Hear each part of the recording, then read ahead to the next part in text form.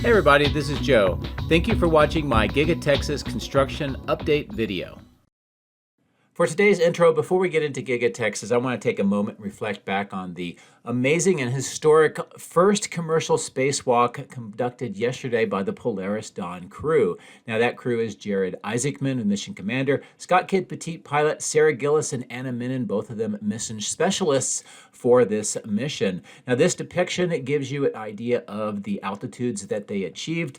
2 days ago, they made a record 1,400 kilometer flight, the farthest away humans have been since the Apollo 17 mission. And yesterday they did the first civilian commercial spacewalk at 700 kilometers. Now this mission has been in the planning for about 2 years. There has been extensive training, planning, equipment development, and testing along the way. So this is certainly not just a tourist kind of mission that you hear about. This was with hard science and with some very specific mission objectives, one of which is this brand new spacesuit that was developed. Now this is part of an iterative process. The spacesuit will continue to develop based on the lessons and data that they obtained from this spacewalk. Now this spacesuit was developed by SpaceX and their teams. It's a development and expansion of the IVA or intravehicular activity suit, and it was used successfully for the very first time yesterday during the spacewalk. And you can tell here the amount of testing and development work that took place over the last 2 years. Now, these video clips show you the opening of the hatch after the cabin has been depressurized, and the mission commander, Jared Isaacman, leaving the top of the hatch and grabbing onto these bars, which are called the Skywalker bars. And he conducted several mission objectives and tests for the spacesuit for mobility and how well it worked in a vacuum with the suit being pressurized. And that is why you see him doing all of these various kinds of motions, as he's showing how well the suit is useful for doing work within space. And again, this will be developed over time. And as time went on, he would go back down and then crawl back up and try various different grips and positions. And the mobility in the shoulders, elbows, fingers, and into the legs was tested and evaluated live on the live stream. And not only that, you got some great views of Earth, and in this case, the sunset that was happening in the distance. Now, the next spacewalker was Sarah Gillis, also a SpaceX employee, and the very first SpaceX employee to do a spacewalk. And this is her coming out of that hatch area, coming up to the top of the capsule, and conducting the same experiments and the range of motion tests for the spacesuit, also grading the successful ability for the spacesuit to work in this environment. And again, this is part of a long-term iterative process that SpaceX will use to further develop the spacesuits, not only for extravehicular activities or spacewalks like you see here, but for the future, maybe uses on the moon or Mars or on other missions with Starship. And anyway, it was just an amazing event to be able to see live, very historic, the first all-commercial spacewalk, and it was highly successful. Everybody got back in. They repressurized the capsule, and the EVA was completed, and all of the crew is safe and healthy. But anyway, I've been tracking this for a while. I wanted to give you an update, and there you go. So congratulations to the Polaris Dawn crew and SpaceX for an amazing mission. They should be returning back to Earth in a few more days. So without further ado, and thank you very much for letting me talk about the Polaris Dawn mission, let's get into the drone, fly around, and see what Giga Texas looks like today. If you would like to support my efforts, please consider using these links, which will be in the video description. If you are interested in Tesla products, you can help yourself and support me by using my referral code. Don't forget to hit the like and subscribe buttons on my YouTube video, as this helps as well. Thank you. My drones are ready and raring to go. Let's go flying over Giga Texas.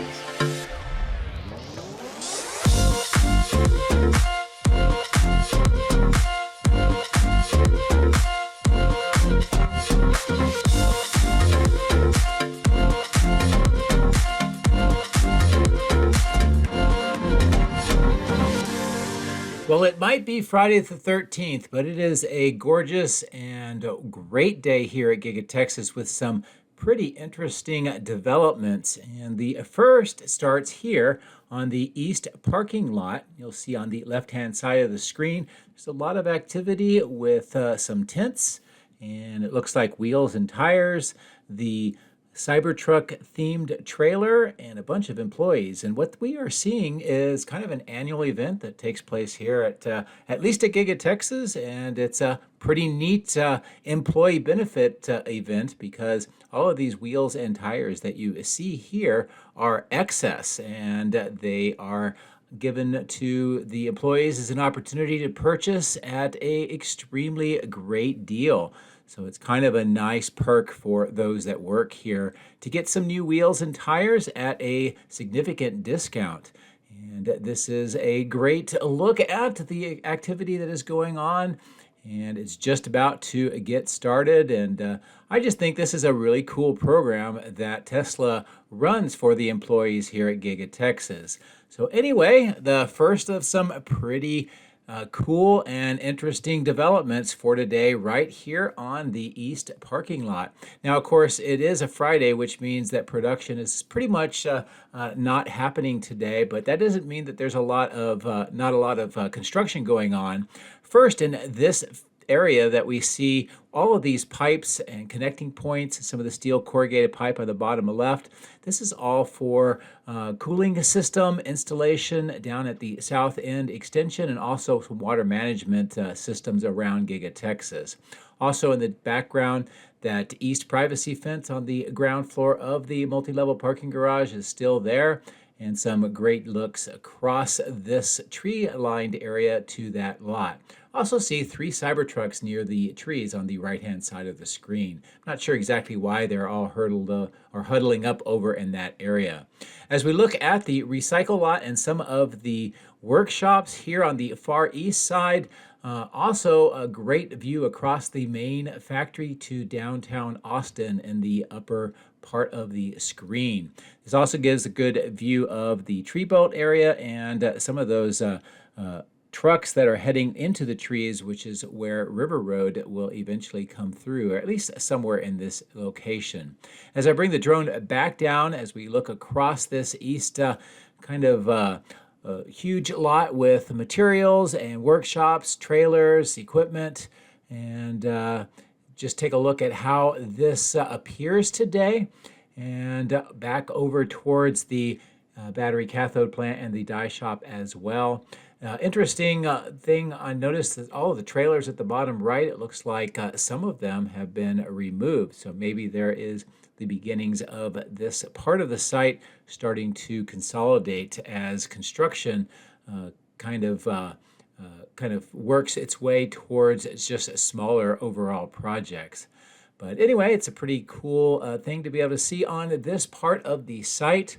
And of course, the Tesla Road extension next to the trees in the middle of the screen, it looks like that is, for the most part, all covered back over, ready for production or maybe work for the paving. And on the bottom of the screen, more of the conduit that is being extended across this area through this depression and then over next to the motor works structure for the crash testing facility. And you can get a good view here of how all of this conduit installation is coming along. While we're on the east side of the cathode plant, I'll let you take a gander around here to see what activity is going on and some of the developments. There is some earthwork on the east side of the crash test facility. There is some activity in the crash test facility, and there's a Cybertruck on the rotisserie on the bottom left of the screen. More vehicles that have been crash tested on the north end, and we see some earthwork next to that driveway going into the wade pit, plus some what looks like maybe geotextile membrane rolls being kept here for future use. The wade pit itself is empty. The cell testing lab looks like it has activity today. That's that small steel structure that we just passed. And here on the northeast side of the cathode plant, taking a look at this red and white bridge crane that still is waiting for movement and installation and somewhere inside, and also some of these materials, including that stainless steel tubular kind of item that is still here. Now, there used to be two. One of them has been moved in for installation somewhere, possibly in the battery cathode plant or the die shop. As I get closer to this north corner of the cathode plant, I wanted to take a look at all of these Model Ys that are arranged along the side here. I'm not sure. I think that they are for employees, but it's hard to say since there's so many of them, and I still haven't been able to figure out what that purpose is. More vehicles parked here. These are employees that are working inside the cathode shop.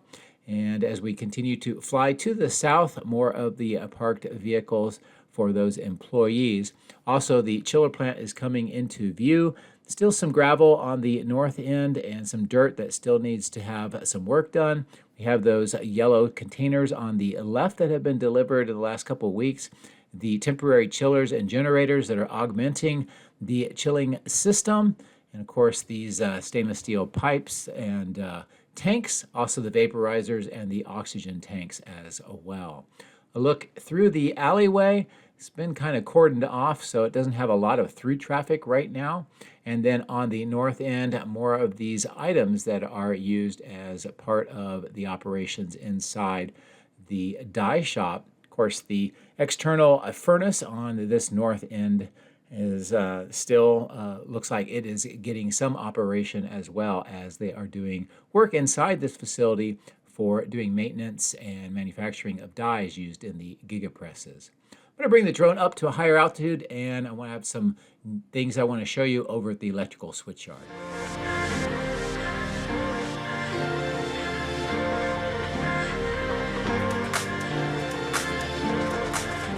So this is big news, and if you recall, earlier in the year I showed you that a third transformer had been approved for installation, and it does appear that the foundation for the concrete and the catch basin for the third transformer is underway, and we've been seeing some signs of this over the last few weeks. Now, on the right-hand side of the screen is one of the two transformers already operational here. I expect this one to be very similar. Then they're going to do some additional work to possibly add more A-frames and reconfigure this third bay of the electrical switch yard so that it is able to power that transformer. Now, this is a very large transformer. I believe it is part of upgrading the electrical system here at Giga Texas to support the Cortex supercomputer data cluster in the south end. Later on in the video, I want to revisit some more of the smaller transformers on the west side, and we'll talk about that. But those are different than the transformer that is being installed here at the electrical switch yard. As we pass over the Megapack site on the bottom right, and more of this clearing where they've been doing the conduit and the cable pulls through the conduit, and of course to that concrete structure on the left-hand side of the screen. All of this is related to that large transformer being installed at the electrical switch yard. So it's great to see all of this starting to come together. And of course, this is all necessary to be able to power the Cortex supercomputer, certainly at its ultimate capacity, which later on next year, towards the end of the year, they're expecting it to hit 500 megawatts. So it's going to be quite a power-hungry data center once it's completed. As we come in over towards the casting machine structure, it's noticed that this truck is delivering what I believe are ingots of the aluminum. This is used for melting it down and putting into the gigapresses to make all of the castings that we see stored all over the site. And as I pan the drone up, this is a look at the current activity here with the new concrete apron, the rails for the bridge cranes and mounts for the dies on the right. That steel wall now has that angled roof section installed. And of course, they're preparing more of the grade in the middle of the screen next to some of those footings that we see. The Elite Services truck is part of the company that has been installing and configuring the furnaces to melt down scrap aluminum.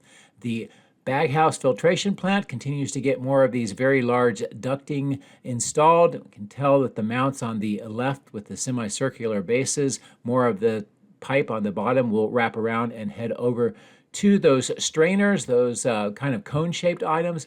They have kind of spinners inside that direct the heavier items away from the entry into the filtration system so that those larger bulk items that really aren't suitable for the filters can be extracted and preserve the life of the filters.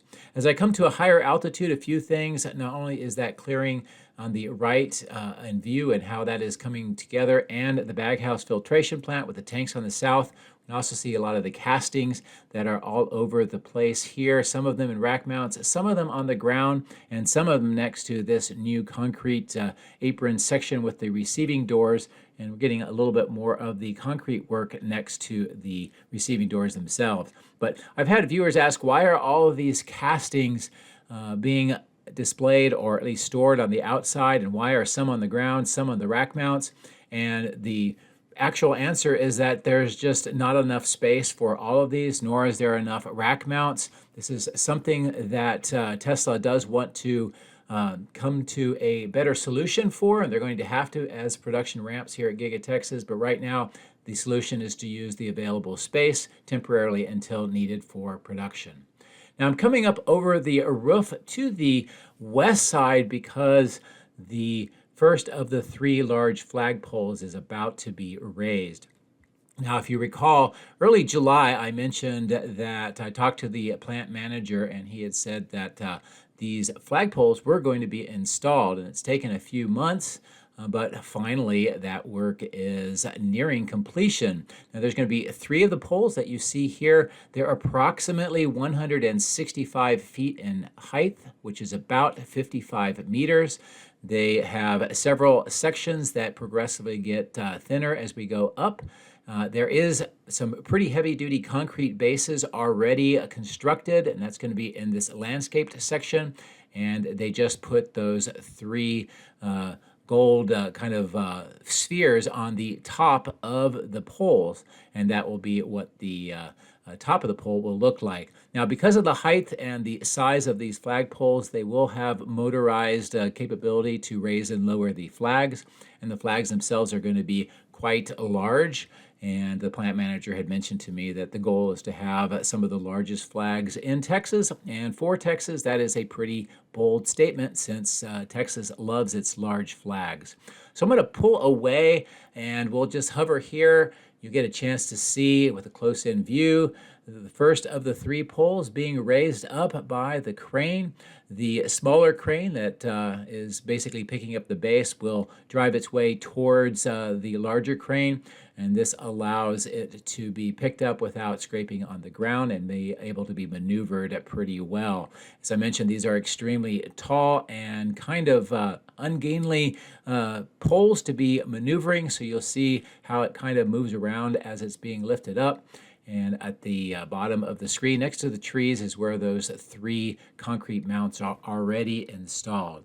So anyway, it was really great to be able to show you the raising of the flagpoles. And I can't wait to see the flags flying high here just opposite the west main entrance.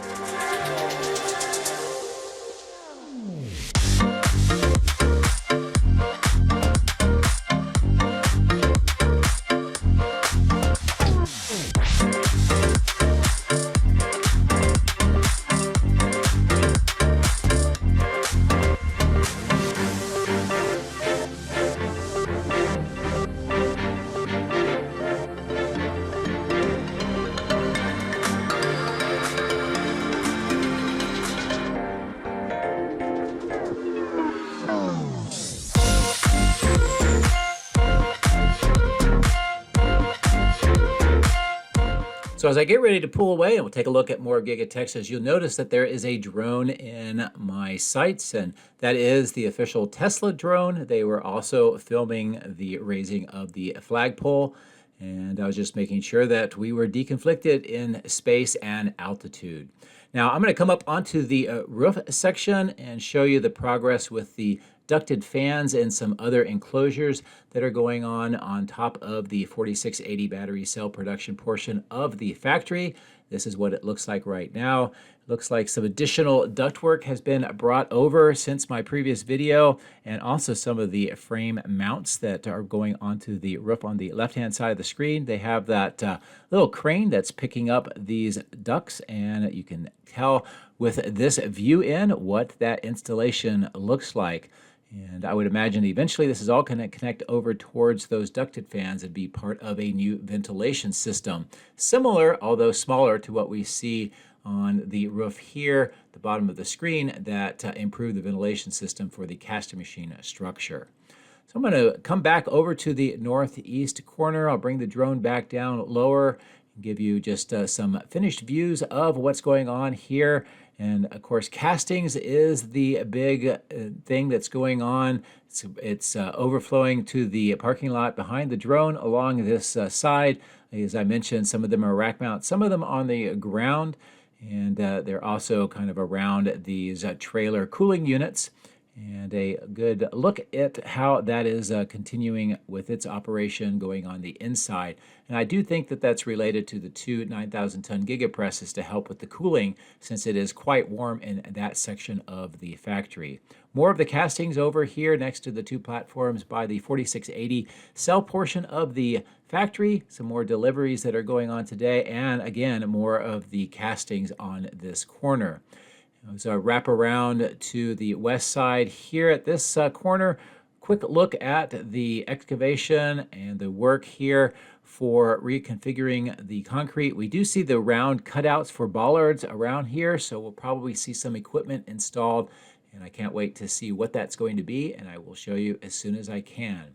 So we're going to cross over the highway, take a look at this material staging yard with the tents, also the green and brown pipes that are being fuse welded at each of the ends to make them longer. This is part of the natural gas pipeline that supports the lateral extension of the Sandhill Energy Plant, which is across the Colorado River on the upper left-hand side of the screen. As we pass over this material staging yard and get a good sense of what is going on here, I want to spend some time in the outbound lot and show you the current activity with all of the vehicles, particularly Cybertrucks, but there's also some Model Ys as well. And of course, the end-of-line facility with the test track on the right and vehicles entering in for processing on the left. And as I mentioned, Friday is not a production day, but they do use this time to catch up with all of the excess production that they do during the week and prepare them for shipping off-site. On the ground is that concrete structure that ties into the underground water management system and drains out this depression. Another one of those concrete boxes on the upper right. As we get closer into the parking lot, this is a view across the north end of all of the Cybertrucks and some of the Model Ys stored here temporarily. And of course, a look across the outbound lot with all the vehicles lined up and being picked up by the transport trucks. Now, it continues this interesting trend that on the bottom or the center of the screen at the south part of the outbound lot are a bunch of Cybertrucks that are kind of sequestered together and being moved into covered vehicles. And we'll get a closer look at that here in just a second. Because it's not a production day, you can tell that the superchargers are not nearly as busy as they normally are during the production part of the week. On this south end, the trench work is now being filled in. This has got the blue pipes. They're, I believe that they are sewage or treated water pipes that have been installed in this section. Under here is also a lot of conduit and mounts for lighting. As I get closer to these Cybertrucks, I will zoom in and just kind of a look at what these appear like today and all of the operations to drive them over and put them into these covered vehicles. And as I mentioned, that this is a trend that's been going on for the last several weeks. I'm not sure what the rationale is or where these Cybertrucks are headed. I know that viewers have a lot of different theories, but none of which that I can actually confirm at this time. I also get a lot of questions from people asking, are they making non-foundation Cybertrucks? And at least as far as I know and what I can tell, the answer is no, they are still all foundation. But if I hear or see anything different, I will let you know. Wanted to come up to the north lot one more time and give a slightly different vantage point of all of these Cybertrucks. as they wait for their turn to go through the end-of-line facility for final processing before being made ready for pickup on those transport trucks.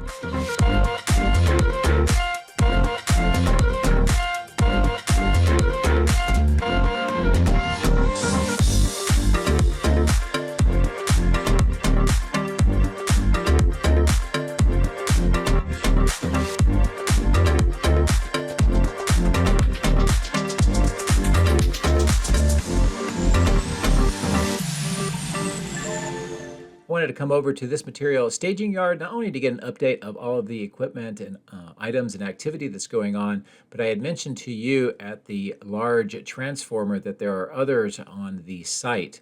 And here is a large grouping of about, I think it's 82 of the transformers. Now these have different voltage and current levels, and some viewers are speculating that this may be a way of bringing the voltage and current down for the supercomputer cluster. Hard for me to say for sure. On the ground, the red, blue, and green pipes are part of the system to clean out the chiller system pipe on the south end. And of course, here we see some of these pipe segments and connection points. These are for the baghouse filtration plant that is going on the east side of the casting machine structure. This kind of triangular lot continues to have steel items stored in the right-hand side of the screen, and the top is that clearing where they've been using it to get dirt currently for the south end of the factory around the 3 tunnels. And then here are another set of transformers. These are very different to the 82 that we just saw. These, according to the company brochure, are really suited for storage items or solar. So that is a little different than what we would expect with the other transformers, and something worthy to keep an eye on. And if I get some additional information, I will let you know. On the bottom of the screen, we see the concrete vaults and some more of the trench work for conduit that extends all along the length of River Road.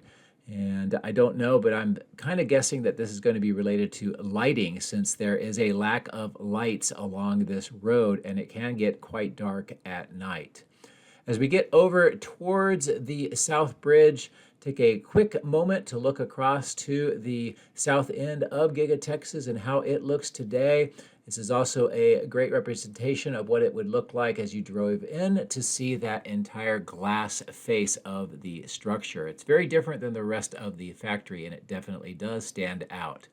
Now what we're seeing here is all of the equipment and related items necessary for the horizontal drilling that is part of that natural gas pipeline installation, plus some more of the pipes that are being fuse welded into longer segments. We do see that the horizontal drill is in operation right now. That's that white item going up on that red kind of ramp. We can see the pole going into the ground.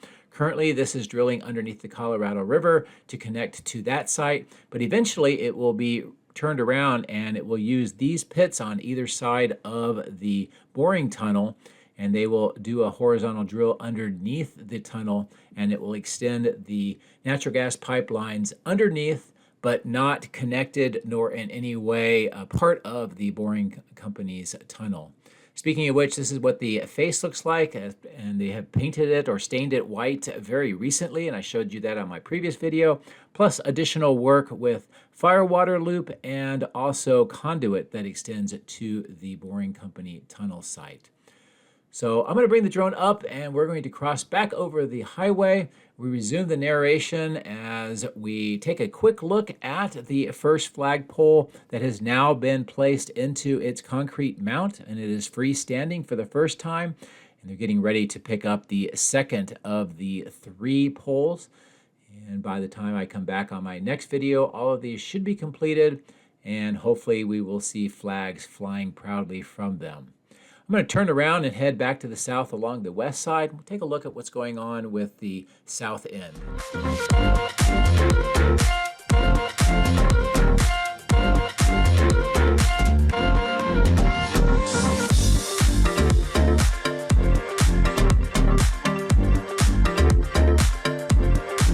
Not a lot of new vehicles coming out of that exit point on the left as expected. We do see most of the trench work on the ground has been filled back in, And looking underneath this kind of a mezzanine standing structure, that asphalt paved section, it looks like it's got some large yellow containers, but otherwise no big changes.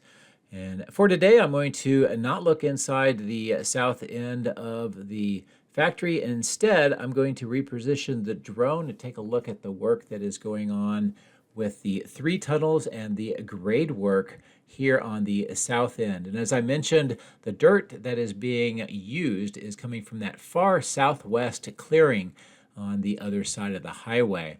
And what we're also seeing is how this grade is kind of terraced into 3 main sections. One closest to the cyber pond, a middle section at the kind of the opening of the tunnels, and then a higher section that goes to the base of the glass along the perimeter grade beam. And we also see how the facing structures with the doors are taking shape and how that grade work is actually being brought in to those doors. There's another view here of this tunnel and the grade work that is remaining on the ground. I did notice that these crews working at the very top of the glass. I wanted to get a closer view, and what they are doing is they're putting that black trim finishing piece along the top of this parapet wall, and that will help finish and seal the installation of the glass. That should be running along the entire length of the south end. While I am on the roof section, I thought I would take a quicker or closer look at this temporary platform with these large spools of cable that are being hoisted up with this crane. This is what's being used to run along the tracks that are visible on top of the pipes right along the parapet wall. This runs to the supercomputer cluster on the south and all the way to the north to the casting machine structure, and then underground up to the electrical switch yard. And more of the spools of cable on the ground. This is what eventually, when it is all completed, will be providing the power for the supercomputer cluster. Now, as we get close to the chilling or cooling plant on the left and the extension on the right, a couple of things of note: the pumps and the clean out items with those blue and green pipes on the left, they've had about half of them removed, so it's likely that most of that work is completed, or a significant part of it anyway. We can also get a look at the large pipes and manifolds underneath on the ground floor and how those are getting close to being completed. The fan units on the roof, which have been operational at least for testing in the recent past, and of course a look back towards the east side where we began the video. So that'll bring to an end this look at Giga Texas, and also kind of a in the video intro, a look back at the Polaris Dawn mission. And I hope that you enjoyed everything we were able to talk about, see, and just get up to speed here at Giga Texas. Even though it's Friday the 13th, this was a great day, and I hope you have a wonderful weekend. As always, thank you very much for watching. I appreciate it. Have a great day.